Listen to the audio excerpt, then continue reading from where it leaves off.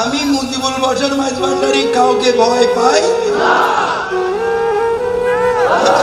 তকবীর লাগবে না, তকবীর লাগবে না। আমি তকবীর দেওয়ার জন্য বলছি না, কিন্তু আমি আল্লাহকে তো ভয় পাই। কি বলেন? আমি কাকে ভয় পাই? আল্লাহকেও ভয় পাই, নবী মুহাম্মদ রাসূলুল্লাহরও ভয় পাই। কথা বুঝতে পেরেছেন? কিন্তু এমনি বর্তমান যুগে যত ইনসান আছে, আমি কাউরে ভয় পাই। কথা বুঝতে পেরেছেন? যার জন্য আমি কারো বিরুদ্ধে কিছু বলি না। কারণ কিবত কিল্লা করতে আল্লাহ নিষেধ করেছে, রাসূল নিষেধ করেছে।